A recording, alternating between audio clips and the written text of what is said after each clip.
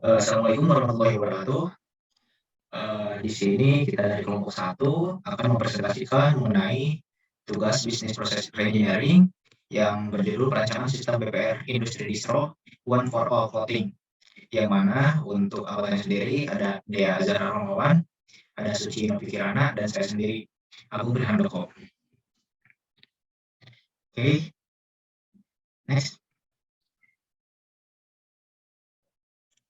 Oke, jadi untuk latar belakang masalahnya sendiri, di sini kami mengangkat suatu toko atau store yang berkaitan dengan distro, yang mana distro ini merupakan salah satu industri yang cukup menjanjikan. Yang kedua, dunia style, fashion akan berkembang tiap tahunnya. Yang ketiga, pengembangan industri, ekonomi kreatif. Dan yang keempat, industri baju distro ini dapat bersaing dengan produk luar sekalipun. Oke. Nah, di industri distro One for All Clothing ini, kita contoh kasusnya untuk distro ini berbasis di Jalan Trunojoyo Bandung, di Jawa Barat, yang menjual beberapa produk fashion dan pakaian. Yang ketiga, menggunakan konsep toko yang menarik, desain baju dan kaos yang beragam dan kekinian. Dan yang selanjutnya yaitu penjualan berfokus pada store offline dan dimulai dari Senin sampai Jumat dari pukul 9 sampai jam 6 PM. Nah, namun seiring berjalannya waktu, industri distro ini mengalami pasang surut dalam proses bisnisnya. Apalagi di sini kita mencoba mengungkit sebuah masalah yang mana diantaranya di masa pandemi ini store pada tutup pada eh, tidak tidak tidak laku untuk pengembangan bisnisnya dikarenakan masa pandemi yang berkepanjangan. Yang kedua, penjualan distro One for All Clothing hanya berfokus pada offline store saja. Dan yang ketiga, semakin berkembangnya store saingan di sekelilingnya. Yang keempat, ini menjadi sebuah tantangan untuk mengembangkan lebih jauh lagi bisnis distro ini. Yang kelima, distro ini membutuhkan proses reengineering demi produktivitas toko. Oke, lanjut. Di sini beberapa proses bisnis existing. Oke, next untuk proses bisnis existing dari One for All Clothing ini, yang pertama proses bisnisnya dari arah customer melakukan check-in store. Yang kedua di store melakukan pembuatan membership keanggotaan. Yang ketiga, customer setelah membership keanggotaan dibuat, customer dapat memilih baju atau aksesoris yang mereka inginkan. Yang keempat, ada customer memilih tipe kaos, ukuran kaos, dan warna kaos. Yang kelima, setelah kaosnya dipilih, maka customer memasukkan produk ke bagian kasir untuk dibayar. Dan yang selanjutnya di store akan melakukan packing produk. Selanjutnya customer akan melakukan pembayaran dan kasir menerima pembayaran dan produk diangkut oleh customer. Jadi untuk proses bisnis existing ini kebanyakan masih dilakukan secara manual. Oke. Nah, kami mengusulkan beberapa masukan untuk mengubah konsep bisnis dari offline store ini, yaitu dari konsep BPR sendiri, yaitu bisnis proses reengineering merupakan suatu proses merubah proses bisnis secara radikal dan dramatis agar bisnis proses tersebut menjadi lebih efektif dan efisien tanpa adanya perubahan pada struktur organisasi dan fungsi bisnis proses bisnis itu sendiri. Konsep BPR ini dipublikasikan pertama kali oleh Hammer dan kawan-kawannya Davenport dan Short and Campbell. Nah, di sini ada beberapa konsep BPR yang ditawarkan dalam industri distro One for All Clothing ini. Yang pertama, pembuatan aplikasi penjualan yang memudahkan penjualan kepada customer. Yang kedua, pemilihan katalog baju yang lebih mudah. Yang ketiga, proses pembayaran yang cepat. Dan yang terakhir adalah proses pengiriman produk yang cepat dan aman. Oke, untuk proses bisnis yang dirancang atau pengajuan proses bisnis yang baru akan disampaikan oleh saudara Dea. Silakan Dea. Jadi di sini merupakan proses bisnis yang dibangun oleh kelompok kami, yaitu proses bisnis sistem One for All Clothing, yang dimulai dari pengunjung. Pengunjung mengakses sistem, lalu pengunjung juga dapat melihat produk dan detail produknya. Dan apabila pengunjung ingin membeli atau order, maka diharuskan membuat akun atau register. Namun apabila tidak ingin order, maka prosesnya selesai. Nah, setelah membuat akun, lalu pengunjung ini berubah menjadi user karena dia seorang pengguna sistemnya yang harus dimulai dari login, lalu lihat produk dan masukkan produk ke keranjang apabila dia ingin belanja, lalu melakukan checkout dan melakukan transaksi. Setelah melakukan transaksi, admin mendapat notifikasi bahwa adanya order. Dan admin pun bisa langsung menyiapkan produk dan update status order di pada sistem agar user pun tahu status ordernya sudah sampai mana. Dan admin pun mengirimkan produk dan update status order juga. Lalu setelah itu user dapat cek status ordernya. Dan setelah itu produk akan diterima oleh user apabila ekspedisi sudah memberikan produknya. Lalu selesai. Seperti itu. Lalu selanjutnya ada use case dari sistem one for all voting ini. Use case ini merupakan hak akses tiap aktornya pada aktivitas dalam sistem. Seperti halnya di sini ada 3 aktor yaitu admin, pengunjung, dan user. Admin di sini memiliki hak akses untuk kelola produk, melihat data user, melihat data transaksi, mengubah status order, dan logout. Yang di sini ditarik garis input yaitu merupakan syarat untuk melakukan ini adalah login terlebih dahulu. Gitu. Di sini juga ada pengunjung. Pengunjung memiliki hak akses dalam sistem untuk melakukan lihat produk dan buat akun atau register. Dan yang terakhir, aktor user dapat mengedit profile, lihat produk, masukkan produk ke keranjang, membeli produk, melakukan transaksi, dan melacak orderan dan serta logout dari sistem. Seperti itu. Lalu selanjutnya ada activity diagram. Sebelumnya di activity diagram dan sequence diagram yang akan kami paparkan di sini merupakan diagram-diagram yang sangat berpengaruh dalam proses berjalannya sistem. Jadi hanya ada beberapa diagram yang akan kami paparkan. Seperti contoh halnya di activity diagram ini ada proses mengelola data produk yang dilakukan oleh admin. Yang dimulai dari admin yang mengakses data produk, lalu sistem menampilkan data produknya, dan admin bisa melakukan 3 proses, yaitu tambah, edit, hapus, atau yang kita kenal sebagai root. Lalu setelah itu simpan. Dan sistem pun menyimpan data dan menampilkan data produk terbaru apabila telah dilakukannya tambah, edit, hapus tersebut. Lalu selanjutnya ada aktivitas mengubah status order yang dilakukan oleh admin juga. Yang dimulai dari admin mengakses data transaksi, lalu sistem menampilkan tabel data transaksi, dan admin memilih update status. Sistem menampilkan form update status transaksi, lalu admin mengubah status transaksinya, dan sistem pun menerima data. Apabila data valid, maka sistem menampilkan status order terbaru. Namun apabila data yang diterima tidak valid, maka sistem akan menampilkan kembali form update status transaksi. Selanjutnya masih di activity diagram yang dilakukan oleh user dengan aktivitas memasukkan produk ke keranjang. User mengakses menu produk, lalu sistem menampilkan halaman produk, dan user melihat dan memilih produk, dan klik tombol tambah ke keranjang, lalu sistem menerima data. Setelah itu, ada juga proses beli dan melakukan transaksi oleh user, yang dimulai dari mengakses menu ke keranjang, dan sistem menampilkan halaman keranjang, lalu user memilih tombol checkout, sistem menampilkan halaman pembayaran, user melakukan pembayaran, dan sistem menerima data. Selanjutnya ada sequence diagram dari yang sebelumnya activity diagramnya saya munculkan di situ. Yang pertama ada kelola data produk dari admin. Di sini ada ada view, ada controller, dan model. Jadi sequence diagram ini merupakan aktivitas yang dilakukan oleh proses dari view ke controller dan ke model dalam sistem codingnya seperti itu. Yang dimulai dari admin mengakses menu data produk yang langsung dilempar ke controller, lalu controller menyampaikan balik ke view, memanggil tampilan, lalu return ke control dan menampilkan data produk yang dilihat oleh admin. Lalu di sini ada kolom paralel, yaitu ada dari tambah data produk, edit data produk, dan hapus data produk. Di sini merupakan referensi sequence diagram yang sebelumnya telah dibuat.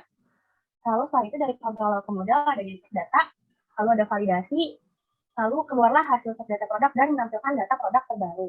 Tuh. Selanjutnya ada sequence diagram ubah status order yang dilakukan oleh admin. Yang dimulai dari admin memilih update status pada halaman sistem, lalu halaman sistem memanggil data status order ke controller dan controller memanggil data produk ke model tabel data transaksi. Lalu dari tabel data transaksi ini mengirim data dan menampilkan status order terkini. Lalu admin mengubah status order dan view ke controller mengubah data, lalu menyimpan data, validasi data, dan mengeluarkan hasil data.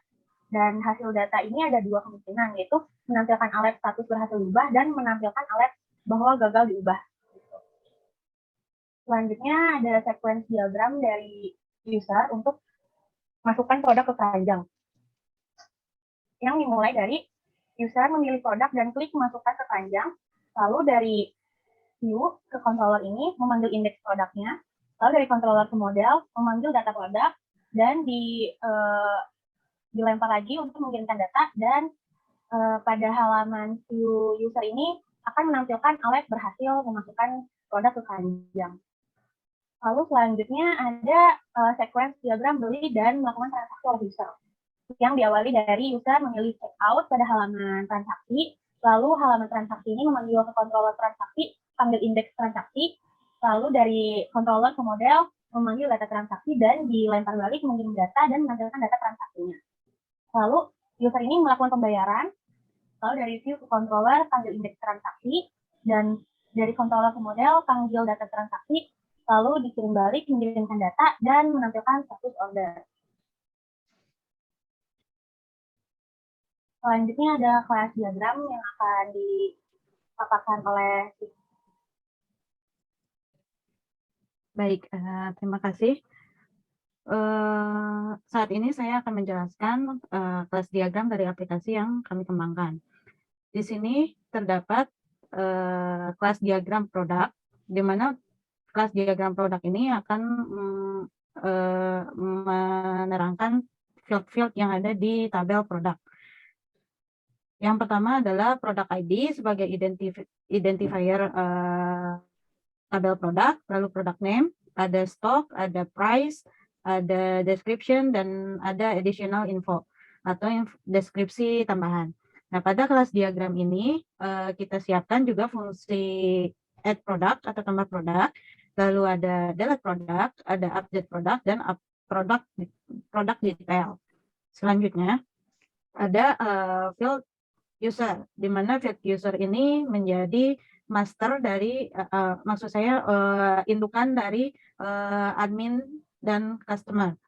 Jadi customer ini merupakan child dari tabel user, di mana customer ini memiliki field customer ID, customer name, address, email, credit card info, lalu memiliki action, register, login, dan update profile. Sedangkan yang administrator itu memiliki field admin name, email, update product.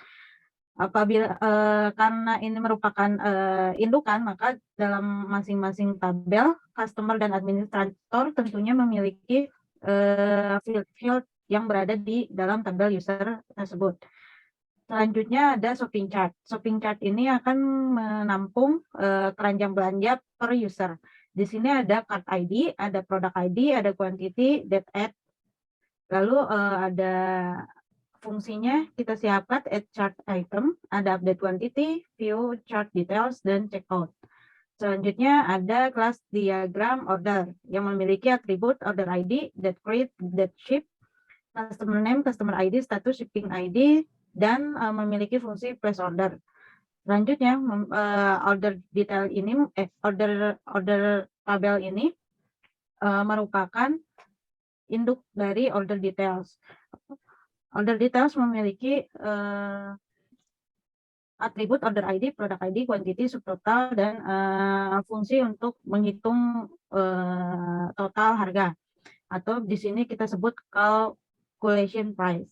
Lalu ada shipping info. Shipping info di sini menjelaskan tentang pengiriman barang atau jasa pengiriman, di mana memiliki memiliki atribut shipping ID, shipping type, shipping cost, shipping region ID, lalu memiliki fungsi update shipping info.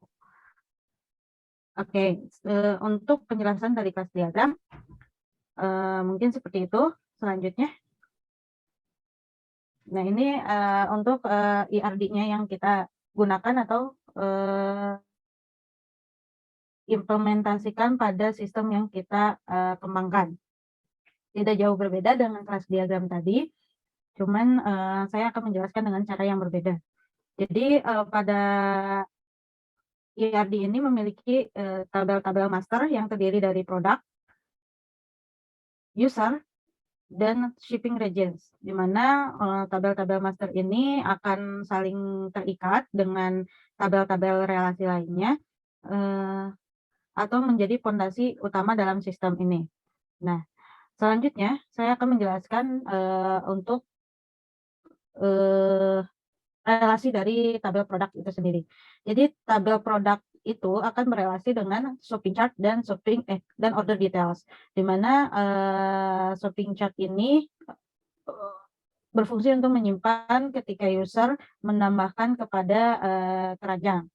Di situ di sini shopping chart memiliki field atau atribut yakni ID sebagai primary key-nya berbentuk auto increment, sehingga memiliki tipe data big integer. Lalu ada created add, update add, quantity di sini maksudnya adalah quantity stok atau barang yang dipesan oleh user. Lalu ada subtotal ini adalah harga total dari quantity kali harga produk yang ada di tabel produk. Lalu ada product ID, ada customer ID. Customer ID ini didapat dari tabel users. Seperti itu. Nah, selanjutnya di relasi berikutnya, produk ini memiliki relasi terhadap order details. Di mana pada order details ini tidak terlalu banyak perbedaan antara shopping chart. Namun order details ini memiliki relasi lagi terhadap orders, di mana di tabel orders ini memiliki atribut ID, create add, update add, date ship, type shipping, status user ID, fee shipping, total order. Nah, pada suatu orders itu memiliki pada satu order details memiliki satu produk. Jadi apabila satu user itu akan membeli 2 produk, maka dia akan memiliki 2 order details dan satu order order details memiliki one to one order gitu. Jadi memiliki 2 order juga seperti itu. Nah, di sini di tabel orders ini ada total order, di mana total order ini akan menghitung quantity atau menghitung subtotal yang dimiliki order ID tersebut gitu. Nah, selanjutnya ada shipping info dan shipping regions. Shipping info dan shipping regions ini menjadi identifier atau option untuk memilih jasa pengiriman, di mana jasa pengiriman ini dia akan memiliki wilayah pengiriman yang banyak dengan tipe yang berbeda-beda. Seperti itu. Misalkan kita contohkan adalah tabel pengiriman instan itu memiliki beberapa wilayah seperti itu.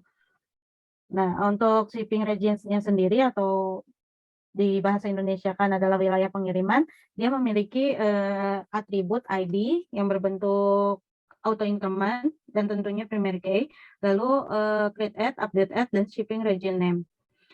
Selanjutnya di shipping info itu memiliki ID juga yang berupa primary key dan berbentuk auto increment, lalu create add, update add yang berupa timestamp, shipping type berbentuk char atau varchar 50 karakter, shipping cost ini berbentuk desimal sebanyak 8.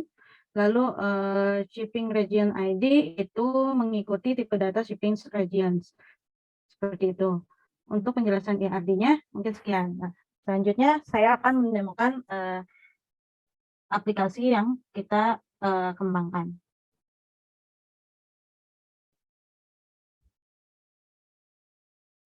Baik, halaman yang akan terlihat ketika user atau pengunjung website lihat adalah seperti ini. Kita namakan ini halaman homepage.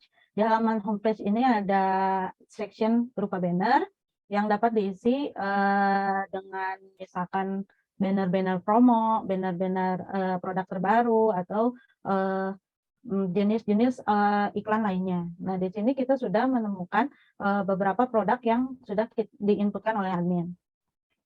Nah, saya akan simulasikan sebagai pengunjung saja.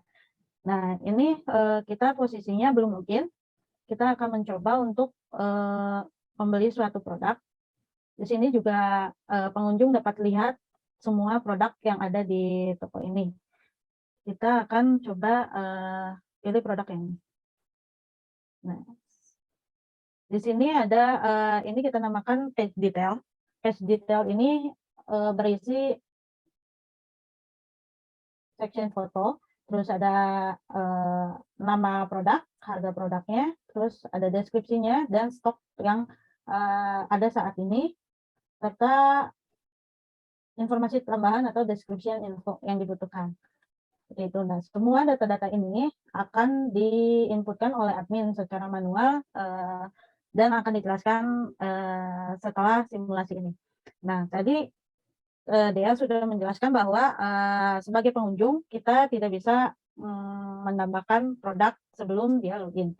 Jadi kita akan simulasikan, kita akan tambah chart, dan kita akan redirect ke halaman login, di mana apabila sudah memiliki akun, kita tinggal login saja, namun apabila belum, kita harus daftar dulu.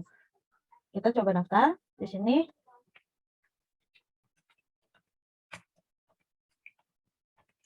Di sini ada beberapa field yang harus kita isi.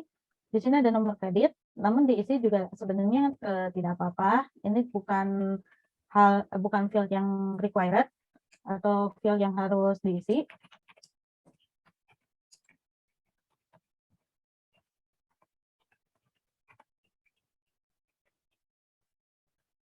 Kita akan mencoba daftar.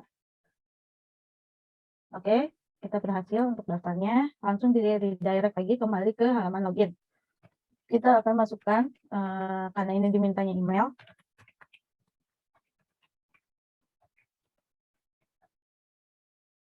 Nah, kita akan masuk ke halaman yang terakhir kita lihat tadi. Nah, selanjutnya kita akan mencoba tambah chart. Kita bisa ubah-ubah juga ini untuk quantity yang akan dibeli oleh user. Nah, kita akan mencoba tambah chart. Nah, di sini ada alert atau informasi yang dihasilkan oleh sistem. Di sini notifikasinya produk berhasil dimasukkan ke keranjang. Kita coba cek di keranjangnya. Nah, ternyata sudah masuk. Nah, di sini juga user bisa mengubah juga kuantitinya. Misalkan ada perubahan pembelian, kita bisa update juga di sini. Nah, kita sudah update dan sudah berubah juga totalnya. Kita coba langsung check out. Nah, di sini kita akan dihadapkan dengan informasi yang kita masukkan pada form register tadi. Kenapa ini kita tampilkan lagi, ini untuk konfirmasi dan verifikasi user juga agar tidak terjadi kesalahan ketika order. Nah, di sini wilayah pengiriman dan kurir pengiriman juga ditambahkan atau diatur oleh admin juga. Kita akan coba kirimkan ke Bandung Kulon. Nah, satu wilayah pengiriman itu bisa memiliki banyak kurir pengiriman seperti itu. Nah, di sini ada detail informasi yang harus dibayarkan. tadi harga produknya 200.000 dan shipping atau jasa pengirimannya 14.500, sehingga total yang harus dibayarkan adalah 214.500. Dan di sini ada informasi atau deskripsi mengenai pembayaran. Pembayaran dapat melalui virtual account, transfer lewat ATM atau M-Banking, verifikasi otomatis, debit, credit card, GoPay, ShopPay, Alfa Group, Alfamart, Alfamidi, dan Aku Laku. Karena di sini kita masih prototype, jadi kita tidak pergunakan fungsi untuk pengecekan pembayaran ini. Nah, ini sudah masuk ke dalam admin atau sudah tersimpan dalam database. Dan user tinggal menunggu update status dari admin itu sendiri. Nah, selain itu, user bisa melihat mengenai kategori-kategori produk di sini. Misalkan ini produknya kategorinya untuk perempuan, maka tinggal klik woman, dan apabila pria maka tinggal klik men, seperti itu. Nah, order yang tadi kita simpan atau kita transaksikan itu bisa dilihat di sini di menu my order. Nah, tanggal sekian, totalnya sekian, statusnya on hold. Nah, sekarang saya akan simulasikan untuk admin. Admin di sini berfungsi untuk mengatur produk, mengatur jasa pengiriman, dan mengubah status dari produk-produk yang dari user-user yang sudah melakukan transaksi. Kita asumsikan order di sini semua sudah transfer ya. Nah, kita coba untuk menambahkan produk. Nah, untuk menambahkan produk, admin harus login, lalu klik menu produk dan tekan tambah. Dan di sini ada field-field yang harus diisi oleh admin. Ada nama produk, misalkan kaos.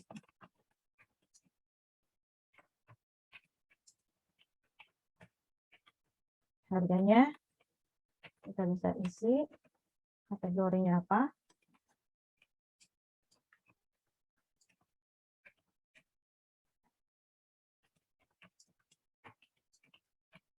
Di sini harus menambah foto. Fotonya.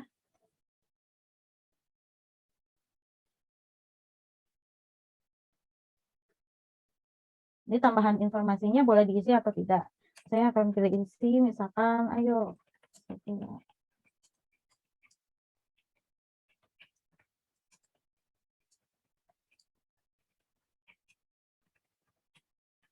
Nah, kita simpan. Nah, di sini ada notifikasi berhasil menambahkan produk. Apabila gagal, maka di sini akan ada informasi gagal menambahkan produk. Nah, produk yang tadi kita inputkan bisa dilihat di menu produk. Di sini ada tabel. Nah, ini produk yang kita inputkan tadi. Kaos Distromen Bandung 10, 123.000. Harganya 123.000. Kalau misalkan ada yang kesalahan, kita bisa edit. Misalkan ukurannya M saja. Ini bisa kita ubah di sini. Gitu. Nah, untuk melihat apakah ini sudah tampil atau belum di homepage tadi atau di produk tadi, maka kita bisa pilih visit store. Di sini akan memuat semua produk yang telah diinputkan. Nah, ini sudah masuk produknya. Kita juga bisa pilih. Kita bisa lihat detailnya seperti itu, dan bisa juga dihapus. Apabila mau menghapus, kita tinggal klik saja hapus. Dan ini akan ada notifikasi data berhasil dihapus. Seperti itu. Selanjutnya saya akan simulasikan pengaturan shipping atau pengiriman. Nah, untuk pengaturan pengiriman ini, pertama kita pastikan shipping region atau wilayah pengirimannya itu sudah ada atau belum. Nah, kalau misalkan belum, misalkan di sini Cimahi belum ada, kita coba inputkan Cimahi. Kita simpan. Nah, ini belum muncul di sini karena ini fungsinya untuk menjadi data master, di mana dimuatnya akan dimuat di sini di add shipping info. Nah, pada tambah shipping info ini kita diharuskan untuk mengisi tipe shippingnya apa dan harganya berapa. Nah, misalkan tipe shippingnya itu same day. Harganya 30.000. Nama regionnya yang tadi kita buat atau yang sudah ada. Seperti yang tadi saya jelaskan bahwa satu region itu bisa berbagai macam tipe shipping-nya. Seperti itu. Nah, seperti ini Bandung Kolon itu memiliki tipe shipping regular dan same day gitu. Seperti itu. Nah, sama kayak produk tadi, kalau misalkan ada yang mau diubah, bisa menekan tombol edit. Itu. Nah, terus dihapus juga bisa gitu. Nah, dihapus juga bisa. Nah, selanjutnya ini fungsi utamanya di sini menekan mengupdate atau mengubah status ya. Nah, untuk mengubah status admin ini tidak boleh menambahkan data order. Jadi di sini kita tidak sediakan tombol tambah order, cuman kita langsung bisa edit. Nah, di sini status ordernya ada on hold, ada diproses, atau selesai. Nah, status order ini tergantung dari nanti proses yang sedang dilaksanakan apa gitu. Nah, tadi ketika pertama dari user melakukan transaksi itu statusnya pasti on hold gitu. Dan apabila sudah diproses, barangnya sudah dikemas dan sudah dikirimkan, admin bisa mengubah status ordernya di sini di proses. Tinggal kita simpan. Nah, kita sudah di sini kita lihat sudah processing. Mari kita coba lihat processing ya. Kita coba lihat di logout statusnya.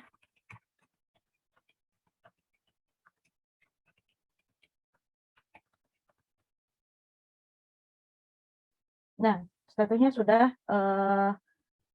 processing seperti itu. Jadi ketika user login, maka halaman yang pertama dimuat adalah data ordernya mereka. Gitu. Seperti itu, mungkin simulasi dari aplikasi yang kita kembangkan. Saya yakin aplikasinya ini masih banyak kekurangan, namun kita masih harus terus berkembang dan mencoba untuk mengembangkan aplikasi ini. Tapi dari segi inti untuk proses re-engineering-nya kita sampaikan bahwa proses marketing atau proses pemasarannya bisa dilakukan lewat online seperti ini gitu. Contoh aplikasinya seperti ini dan perancangannya yang tadi kami jelaskan seperti itu. Nah, mungkin untuk demo aplikasinya sudah mungkin kami tutup. Terima kasih atas perhatiannya. Mohon maaf apabila banyak kesalahan dan kekurangan. Wassalamualaikum warahmatullahi wabarakatuh.